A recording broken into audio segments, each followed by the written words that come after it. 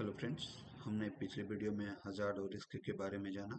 अब हम जानेंगे कि हज़ार्ड और रिस्क में डिफरेंस क्या होता है। यह एक ऐसा सवाल है जो हर इंटरव्यू में पूछा जाता है कि हज़ार्ड और रिस्क के बीच डिफरेंस क्या है।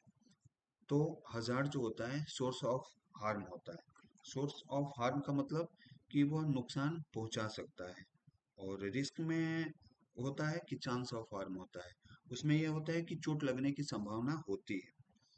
उसके बाद या कैन काउज इंजुरी, मतलब हजार्ड में दूसरा डिफिनेशन में ये भी कर सकते हैं, कैन काउज इंजुरी मतलब चोट लग सकती है।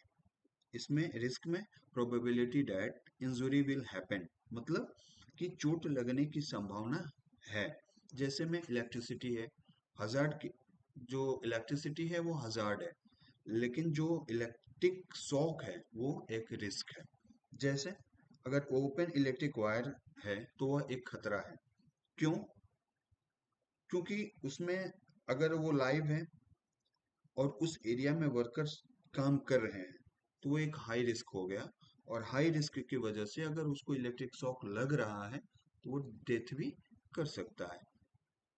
दूसरे एग्जाम्पल से हम अगर समझना चाहें तो भी समझ सकते हैं। जैसे कोई वर्कर है और वो हाइट पे काम कर रहा है, तो जो हजार्ड है वो हाइट हो गया, और जो रिस्क है वो क्या हो गया? Falling from height. क्यों? क्योंकि वो गिर सकता है और गिरने के बाद से वो उसे चोट लग सकती है। तो यहाँ पे हमने हजार्ड और रिस्क के बीच डिफरेंस समझा। Thank you.